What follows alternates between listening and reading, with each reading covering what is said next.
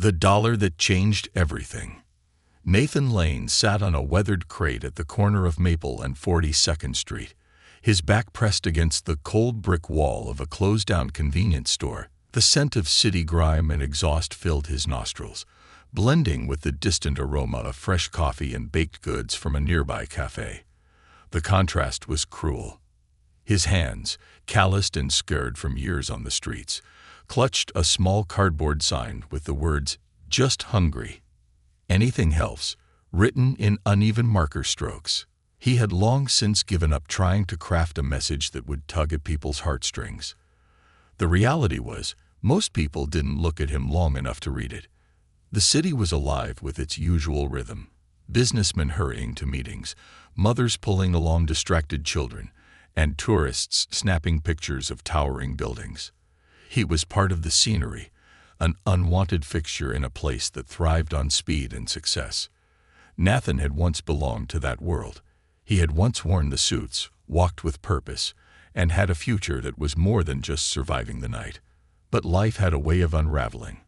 And now he was just another face in the crowd, invisible until someone decided to glance down. He wasn't expecting anything different that day.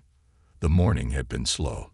A few kind souls had dropped some change into his cup, but most had passed him by, their eyes darting away as if making eye contact would infect them with misfortune. Then, just as the afternoon sun peeked through the gaps between skyscrapers, a little girl and her father appeared.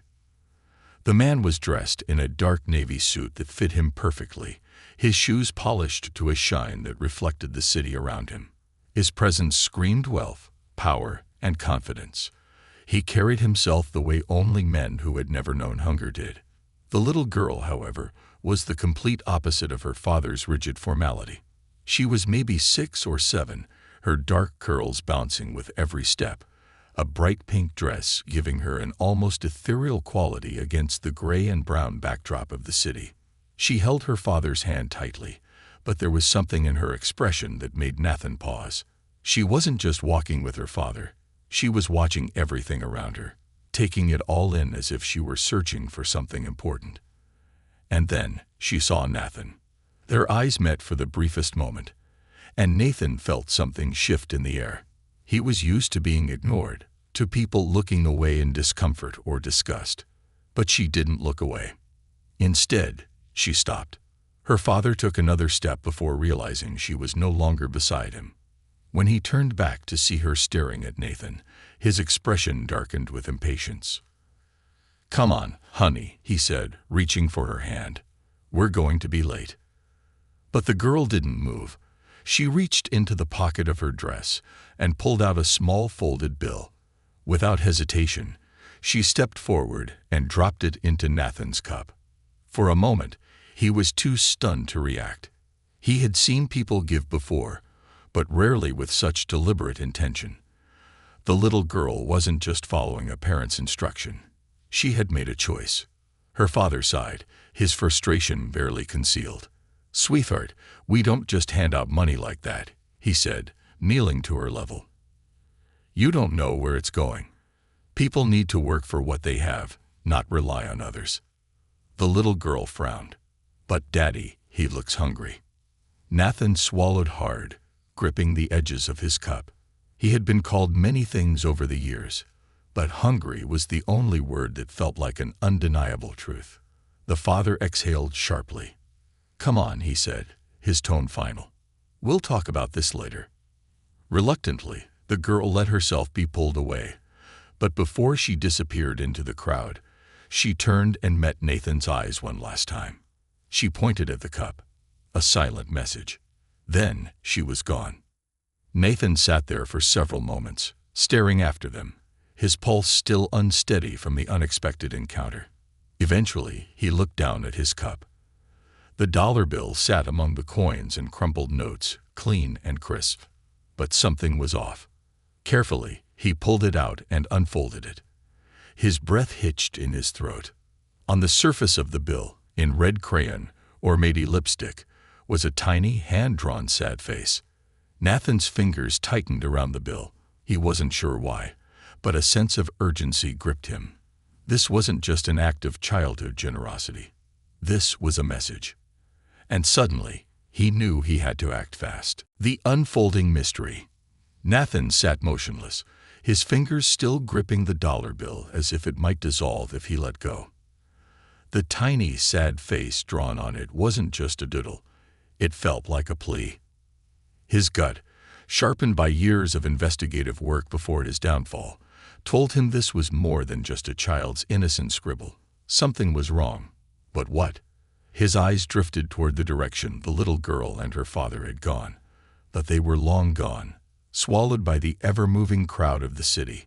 A surge of frustration burned inside him. He had spent years telling himself that what happened to other people wasn't his problem anymore. The world had been cruel to him, and he had stopped caring about anything beyond surviving the next cold night. But this felt different. This felt personal, even though he didn't understand why. The city around him continued as usual, oblivious to the silent storm brewing inside him. People walked by, engaged in conversations, staring at their phones, or simply lost in their own thoughts. He could feel the weight of the bill in his hands, heavier than its actual worth, and it gnawed at his mind. He had nothing, not a home, not a job, not even a stable place to sleep. But at this moment, he had something more important, a purpose. He shoved the bill deep into his coat pocket and stood up, shaking off the stiffness in his limbs. His first instinct was to find the little girl again, to somehow track her down. But how? She was just a face in the crowd, her father an anonymous businessman in a city full of them. The only thing he had to go on was his memory of the direction they had been heading and the fact that they seemed familiar with the area. That meant they either worked or lived nearby. Nathan took a deep breath, glancing around for anything that could help. His years as a journalist had taught him that small details mattered. The father had emerged from one of the high-rise buildings down the street. It wasn't just any building. It was one of the corporate headquarters that housed executive offices. That meant there was a chance that the man worked there. Nathan's feet carried him toward the building, his mind already formulating a plan. He wasn't foolish enough to think he could just walk in.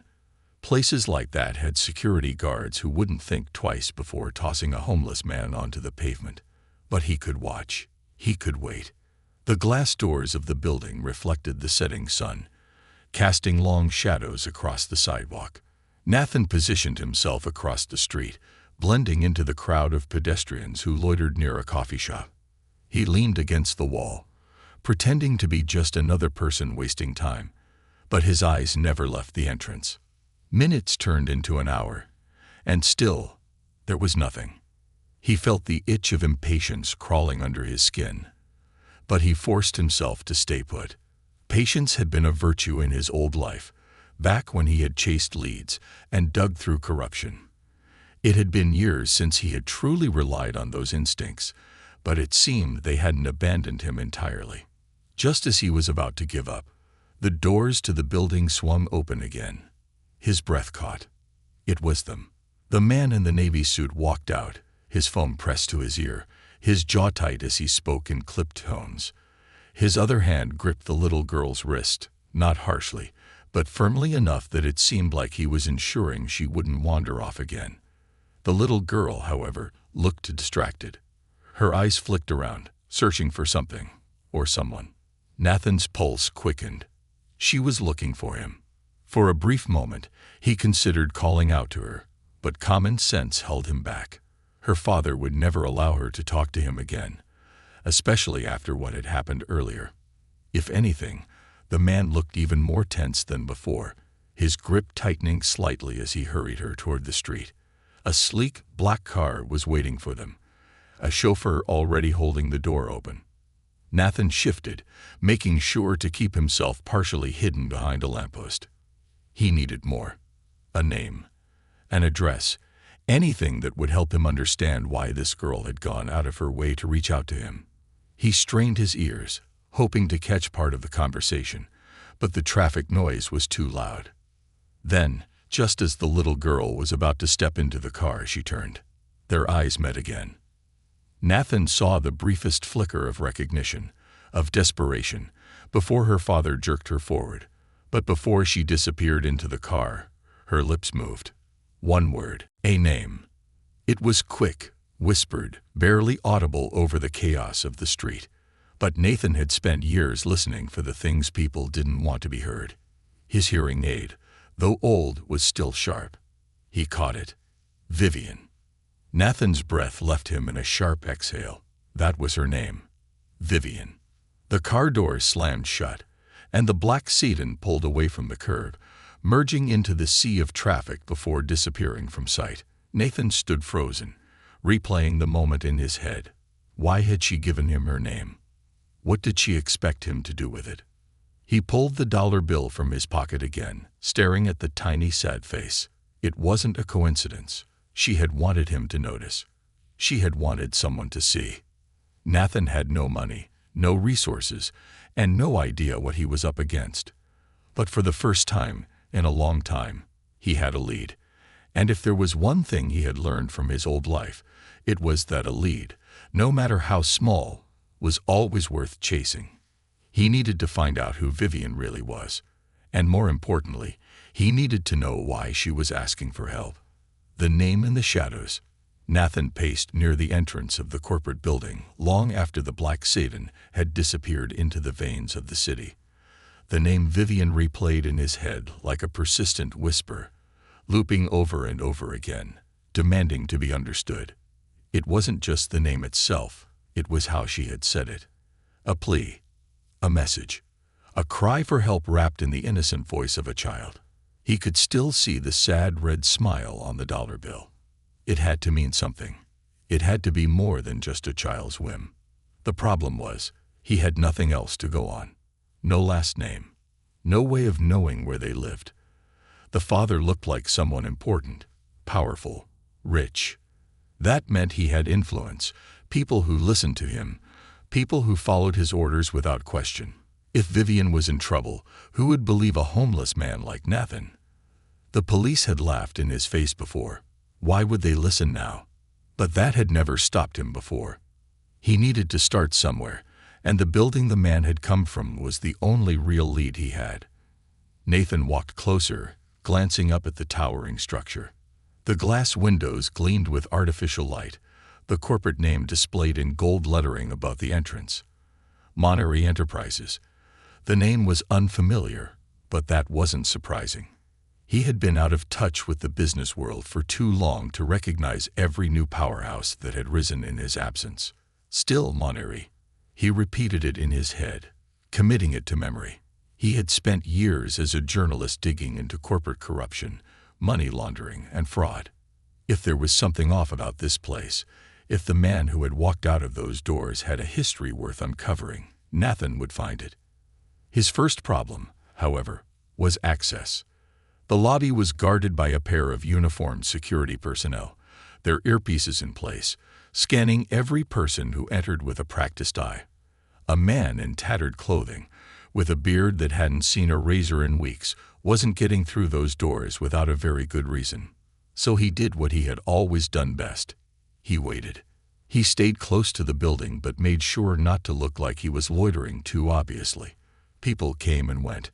Employees in expensive suits, assistants in business casual attire, interns carrying stacks of papers.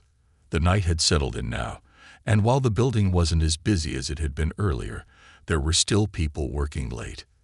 Then his patience was rewarded. A woman exited the building, walking briskly, but with an exhaustion that suggested she had been inside for hours. She wasn't dressed like an executive. No tailored suit, no polished shoes. Instead, she wore a modest blouse and a skirt that looked slightly rumpled. More importantly, she carried a Monterey Enterprises employee badge clipped to the strap of her purse. Nathan saw an opportunity. He stepped forward, careful not to move too fast or too aggressively. He had learned long ago that people reacted differently to the homeless, some with fear, some with pity, and most with indifference. He needed to get this right. "Excuse me, miss," he said, keeping his voice steady and respectful. "I don't mean to bother you, but I was wondering if you could help me out with something." The woman hesitated, eyeing him warily. He saw the way her fingers instinctively tightened around her purse. I don't have any cash. I'm sorry, she said quickly, already taking a step back. It's not about money, Nathan assured her. I just need some information. She frowned, uncertain. About what? Nathan hesitated for a split second, debating how much to reveal. If he said too much, she might shut down immediately. If he said too little, she might not take him seriously. About a man who works in that building, he finally said. I think his last name is Moneri. He left earlier today with a little girl. I think her name is Vivian. The woman's expression changed instantly. The exhaustion in her eyes was replaced with something else. Fear. She glanced around quickly, as if making sure no one was watching their conversation.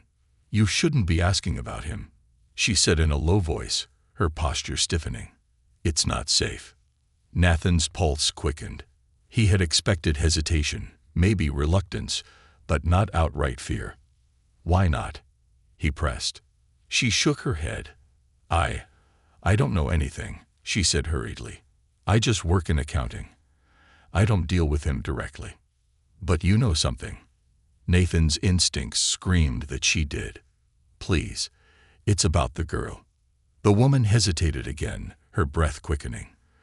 For a moment, she looked like she was about to turn and leave, but then she whispered, He's dangerous. The word sent a chill down Nathan's spine.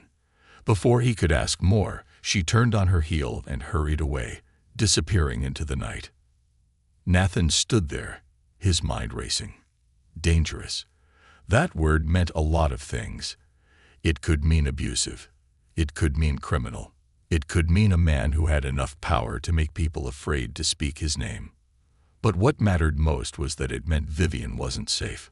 Nathan had no resources, no connections, no way to go about this in any official capacity. But he had something that Moneri didn't expect. He had nothing to lose. He needed more information. He needed to find out who Vincent Moneri really was. And to do that, he had to go back to a place he hadn't stepped foot in for years. The library. The city's public library was one of the few places that still allowed people like Nathan inside without issue. It was warm, quiet, and most importantly, it had internet access. The librarians had long since stopped questioning his presence. He wasn't the only homeless man who used the computers to escape the streets for a few hours. Nathan sat down at one of the old desktop computers, his fingers moving stiffly over the keyboard as he typed the name. Vincent Moneri. Within seconds, the screen was flooded with search results. Moneri Enterprises was a multi-billion-dollar corporation specializing in private equity investments. Its CEO, Vincent Moneri, had taken control of the company after marrying Isabel Navarro, the original founder's daughter. They had been married for 5 years before a sudden divorce last year. Nathan's stomach twisted. Isabel Navarro, Vivian's mother. The articles painted a carefully curated picture of the story. The divorce had been amicable. Vincent had retained sole custody of their daughter, while Isabel had stepped away from the company. Everything looked clean, professional, and utterly false. Because Nathan knew what he had seen in that alley. He had seen fear in Isabel's eyes. He had seen a desperate mother being forced to sign something against her will. And he had seen a little girl trying to send a message to a stranger. Nathan leaned back in his chair, exhaling slowly. The pieces were starting to fit together, and the picture they were forming was one of power, control, and something much darker. Vivian had reached out to him because she had no one else to turn to. And if he didn't do something soon, she might not get another chance. Beneath the surface, Nathan sat motionless in the dimly lit library, the glow of the computer screen casting deep shadows on his worn face.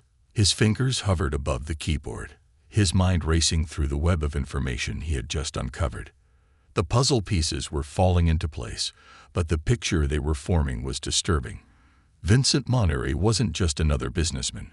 He was a man who had methodically erased his ex-wife from her own company, manipulated legal systems to gain full custody of their daughter, and surrounded himself with powerful enablers who ensured no one asked questions. Nathan had spent his years as a journalist peeling back the layers of deception that men like Monterey built around themselves. They were always the same, charming on the surface, ruthless beneath it. They used wealth and influence to rewrite reality, to make the world believe whatever version of the truth suited them. And if anyone got in their way, they were buried, discredited, or destroyed. Nathan knew that firsthand. But this time, the victim wasn't just a woman who had been pushed out of her own empire. It was a little girl who had seen him, recognized him, and somehow trusted him enough to reach out. That was what gnawed at his conscience the most. Children were pure, untainted by the calculations and deceptions of adults. If Vivian had given him that dollar bill, if she had whispered her name to him, it meant she was in danger. He couldn't walk away from this. Nathan inhaled deeply, steadying himself. He had a name. He had a corporation. Now, he needed to dig deeper. He clicked through more articles, but everything in the public domain was clean. Too clean. There were no scandals, no lawsuits, no controversies attached to Vincent Monterey. That alone was suspicious. No businessman with that much power was free of shadows. It only meant one thing. Someone had scrubbed the dirt before it could be seen. Nathan knew that game. He needed to dig in the places where the truth didn't want to be found. The next morning, Nathan left the library and walked toward the industrial part of the city. It was a part of town most people avoided, filled with old warehouses, abandoned lots, and businesses that operated outside the watchful eye of corporate oversight. He had connections here, people who still owed him favors. After all, just because he had fallen from grace didn't mean his past had been erased.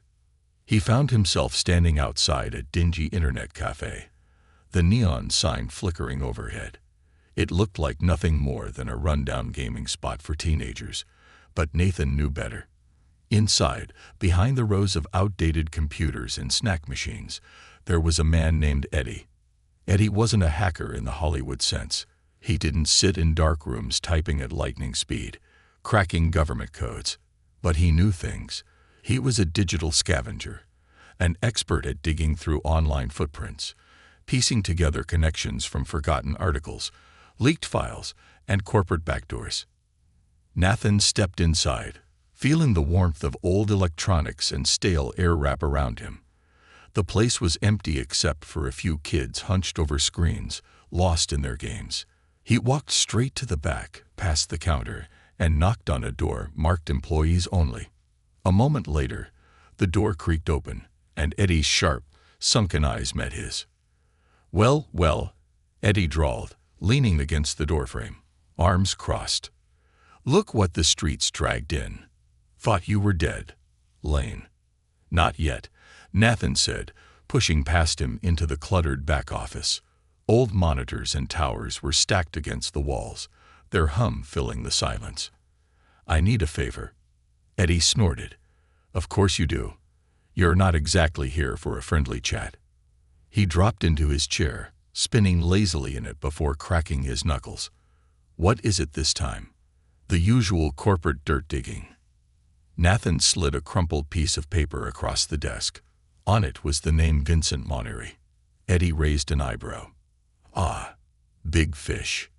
He leaned back, rubbing his chin. This guy's clean. Too clean. I assume that's why you're here. Nathan nodded. I need everything. Anything buried. Any trail that got wiped. Any whispers that didn't make it into the news. Eddie let out a low whistle. That'll take time. I don't have time, Nathan said, his voice sharper than intended. There's a kid involved. Eddie's smirk faded slightly. He wasn't a saint, but there were some lines even he didn't cross. With a sigh, he cracked his fingers and turned to his screen. All right, let's see what ghosts this guy's hiding. Nathan watched as Eddie's fingers flew across the keyboard, pulling up databases and archives that weren't meant to be accessed. He bypassed firewalls, sifted through leaked corporate documents, and ran search patterns that would have taken Nathan weeks to do alone. Then, a hit. Eddie leaned forward, eyes narrowing. Bingo. Nathan's stomach tightened. What is it? Eddie turned the screen toward him, and Nathan felt his blood run cold. A file. A suppressed article. A whistleblower report, one that had been buried before it could ever reach public eyes. It was from a former employee of Monnery Enterprises, someone who had worked closely with Vincent Monnery before suddenly disappearing. The report had been submitted to an independent journalist, and then erased. Eddie clicked through more links, pulling up what remained of the fragments. This guy, Mark Trevors, was a risk analyst for Monnery Enterprises. His job was to find financial and ethical risks within the company and report them. But Eddie clicked again, bringing up a missing persons case. He vanished last year. No traces, no investigation, no media coverage. Nathan felt his pulse hammering. What was he trying to expose? Eddie scrolled further. Something about illegal clinical trials. That's all I can find. Looks like Trevors was warning someone about human trials being conducted off-record. Then he goes missing. The reports get wiped, and Monnery Enterprises moves forward like nothing happened. Nathan clenched his jaw. Human trials. Suppressed reports. A missing whistleblower. It all pointed to one thing. Vincent Monnery wasn't just a ruthless businessman. He was dangerous. And Vivian. Nathan felt a knot tighten in his stomach. If Monnery was willing to erase a full-grown man for exposing his secrets, what would he do to a child who was too smart for her own good? He turned to Eddie. Can you get me anything on custody records? I need to know how Monnery got full custody of his daughter. Eddie nodded, typing again. Within minutes, he pulled up the legal filings. Ah, this is dirty. Navarro didn't just step away from the company. She was set up. He scrolled through the documents. Vincent had her drugged, declared mentally unfit, and used fabricated medical records to paint her as an unstable addict. That's how he took her company. And their kid. Nathan inhaled sharply, rage flooding his veins. The pieces all connected now. Vivian had given him that dollar because she knew. She had seen what her father was capable of. She knew her mother was in danger. And if Nathan didn't act soon, she would be next. He pushed away from the desk, his hands balled into fists.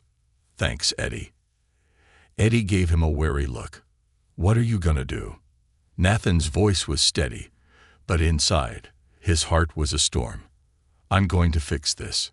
Eddie shook his head. You're just one guy, Lane. You don't even have a home. What makes you think you can take on someone like Monnery? Nathan didn't hesitate. Because I don't have anything left to lose. And with that, he stepped out into the night, ready to start a war. Into the fire. Nathan stepped out of the dimly lit internet cafe and into the biting night air. The city around him was alive in its usual indifferent way. Cars honking, people rushing home, neon signs flickering against the glass towers that loomed over the streets. But for him, everything felt different now. The weight of what he had uncovered sat heavy in his chest. Vincent Monnery wasn't just another corrupt businessman. He was a predator, a man who had fabricated lies to destroy his wife, used the legal system as a weapon, and silenced anyone who got too close to the truth. Isabel Navarro had lost her daughter because of him. And now, her little girl, Vivian, was crying out for help in the only way she knew how. Nathan clenched his fists as he walked. There was no turning back now. He had spent years running from his past, trying to bury the parts of himself that had once cared, that had once fought to expose men like Monnery. The city had taken everything from him. His job, his home, his reputation. But maybe, just maybe, it hadn't taken his purpose. Tonight, he was going to do what he did best. He was going to expose the truth. Nathan's first stop was the police station. He knew it was a long shot, but he had to at least try to get someone in law enforcement to listen.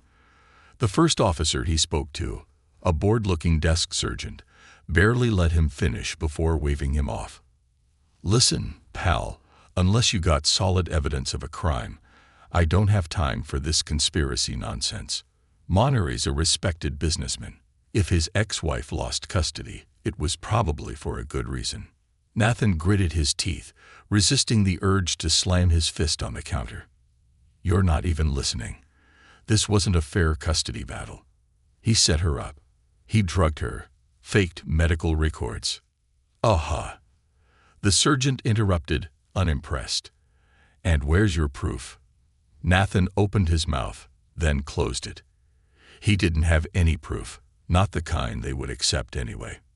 Eddie's digital findings weren't official documents. The missing whistleblower's warnings were hearsay at best, and the only physical evidence he had was a dollar bill with a sad face on it. A message from a little girl. He was getting nowhere. Frustrated, he turned on his heel and left the station. If the police weren't going to help, he would have to find another way. Nathan had one advantage. Vincent Monnery didn't know he was coming. The powerful never saw men like him as a threat. A homeless man. A beggar. Someone people looked through as if he wasn't even there. Monnery would never expect someone like him to be the one to pull his empire apart. And Nathan intended to use that invisibility to his advantage. He made his way back toward Monnery's building, the towering glass fortress of power and wealth. During the day, it was impenetrable. But at night, there were weaknesses. Nathan had spent years as an investigative journalist getting into places he wasn't supposed to be. Corporate buildings, political offices, high-security meetings. He knew how to sneak in where the rich thought they were untouchable. The security guards patrolled the front and main entrances, but they rarely paid attention to the loading docks. That was where supplies came in, where maintenance workers clocked in and out, where no one would look twice at a man in ragged clothes digging through trash bins. He made his way through the alley, keeping to the shadows. A security camera swept the area in slow, predictable arcs. He counted the seconds between each movement, timing it in his head. 7 seconds to turn. 3 seconds of blind spots. That was all he needed.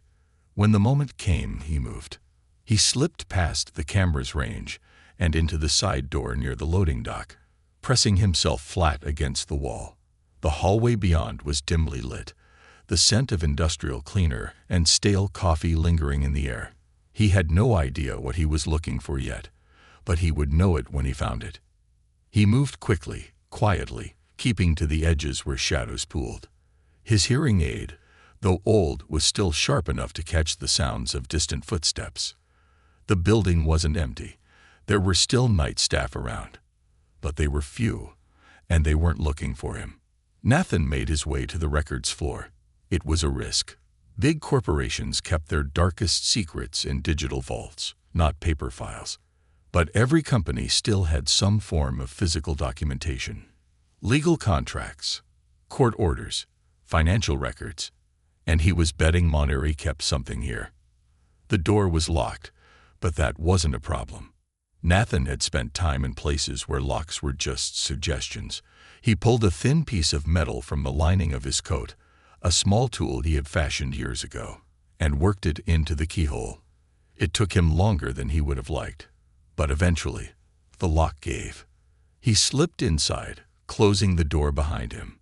Rows of cabinets lined the room, each labeled with carefully printed tags. Nathan moved to the custody case files, his fingers trailing over the names until he found it. Navarro Isabel. He yanked the drawer open and pulled out the thick file inside. His hands trembled slightly as he flipped through the documents. There it was, the false reports, the fabricated medical evaluations, the signatures of doctors who had likely been paid off. But then he found something else. A sealed envelope labeled URGENT. Prague 8. Nathan hesitated for only a moment before tearing it open.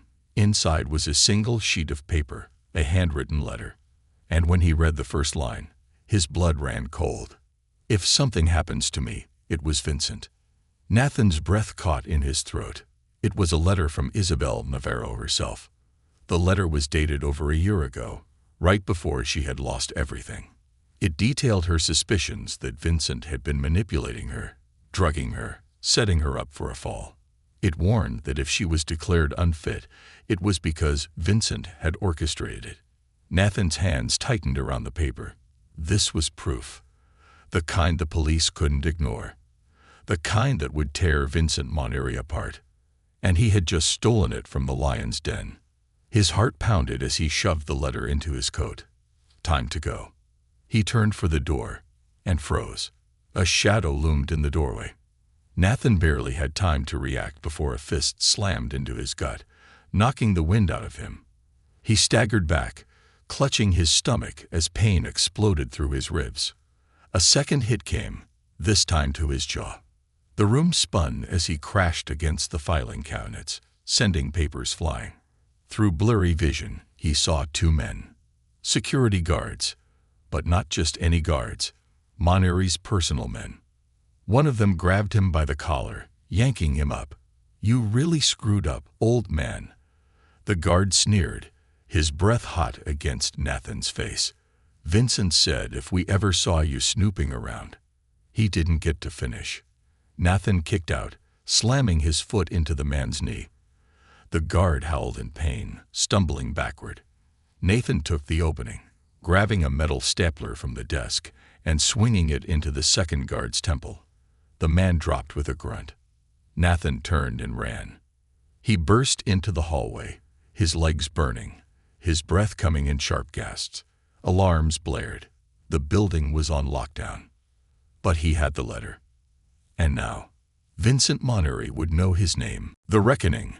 Nathan ran. His lungs burned with each step, his vision blurred by the sharp adrenaline coursing through his veins.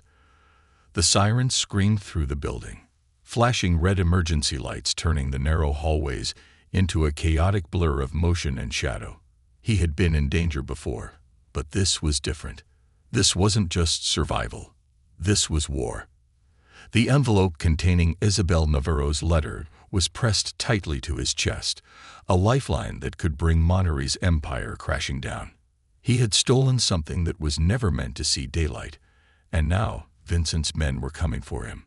Nathan skidded around a corner, nearly colliding with a janitor's cart. The sound of heavy boots echoed behind him. They were closing in. He needed to think. Fast. The fire exit. His mind latched onto the blueprint he had memorized in the back of his head. Every corporate building had emergency stairwells that led directly outside. The problem was, the moment he pushed that door open, it would trigger a final alarm, one that would alert every security officer in the building. But what choice did he have? Nathan forced his aching legs forward, pushing harder, faster. His ribs throbbed where the guards had struck him, but he ignored the pain. He reached the heavy steel fire exit door, his fingers closing around the handle. A moment of hesitation. The second I do this, there's no going back. Then, he yanked it open. The blaring alarm shattered through the night air, a deafening, high-pitched warning that carried through the streets like a beacon. Nathan bolted down the metal fire escape, taking the steps two at a time. The cold air hit him like a wall, but he didn't stop. Not yet. Shouts erupted above him. The guards were already giving chase, their heavy footsteps vibrating through the structure. Nathan gritted his teeth. He was too slow. They were going to catch him before he hit the ground. A 10-foot drop remained between him and the alley below. No time. No hesitation. Nathan gripped the railing and jumped. The world tilted. The fall felt longer than it was. He braced for impact. Hard asphalt. Sharp pain. He hit the ground hard, rolling to absorb the blow, but agony lanced up his arm. Something cracked. A broken rib. A sprained wrist. Didn't matter. Keep moving. He staggered to his feet, gripping the letter even tighter, and stumbled into the darkened alley. The streets were just beyond the dumpsters, past the old warehouse. If he could disappear into the city, he might have a chance. Behind him, the metal stairs rattled. The guards were descending fast. Nathan ran. He burst out onto the main road, blending into the late-night pedestrians. He pulled his coat tight, hunching over as he merged into the flow of people. He kept his head down. Don't run. Don't draw attention. A black SUV screeched around the corner. Nathan's blood turned to ice. Monnery's men weren't just searching inside the building. They were looking for him everywhere. His mind raced.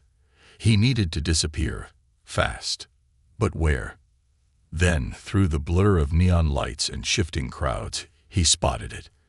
A subway station. Nathan barely made it onto the train before the doors slid shut behind him. He collapsed onto a seat near the back, his breath ragged, his pulse hammering in his ears. A couple of passengers glanced his way, but in a city like this, no one cared. A man in tattered clothes, sweating and out of breath. Just another lost soul in the underground tunnels. He pulled the envelope from inside his coat, staring at it. Isabel's last warning. If something happens to me, it was Vincent. Nathan had been chasing corruption his whole life, but never had he held something this explosive in his hands. With this letter, Monnery could be exposed. The courts would have to listen. The police could no longer ignore Isabel's cries for help. And more importantly, Vivian could finally be saved. But he wasn't safe yet. He pulled out his old flip phone, the only piece of technology he still owned, and dialed the number he never thought he'd call again. A groggy voice answered. Who the hell is this? Nathan swallowed hard. Detective Reeves. It's me. Silence. Then, Lane. Yeah, Nathan said, exhaling sharply. I need your help. 2 hours later, Nathan sat in a dimly lit interrogation room at the police station. Isabel Navarro's letters spread across the desk. Across from him, Detective Reeves, a man with graying hair and sharp, calculating eyes, flipped through the documents. Reeves had once been one of the few honest cops Nathan had known, back when he was still a journalist exposing corruption. They had crossed paths more times than Nathan could count, sometimes on opposite sides of a case, but there was mutual respect. Now, Reeves was the only person he could trust. You're telling me, Reeves said slowly, tapping a finger on the letter, that this document, written by Isabel Navarro herself, proves that Vincent Monnery framed her for drug abuse and stole her daughter. Yes, Nathan said. And that's not all. His company has been covering up illegal clinical trials. A man named Mark Trevors, a whistleblower, went missing after trying to expose him. I'm betting if you dig into missing persons records, you'll find more. Reeves sighed, rubbing his face. Damn it, Lane. Do you have any idea how dangerous this is? Nathan leaned forward, his voice low but firm. Yeah, but Vivian is running out of time. Reeves exhaled sharply. All right, we'll need more than just this letter. We need a legal warrant to go after Monnery. And we need to get Isabel somewhere safe. Now. Nathan nodded. I know where she is. The police arrived at the hospital an hour later. Nathan stood in the hall, watching as Isabel Navarro, still weak but very much alive, sat across from a team of detectives.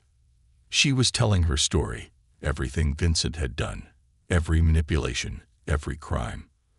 And then, as if sensing his gaze, she looked up. Their eyes met, and for a long moment, neither spoke.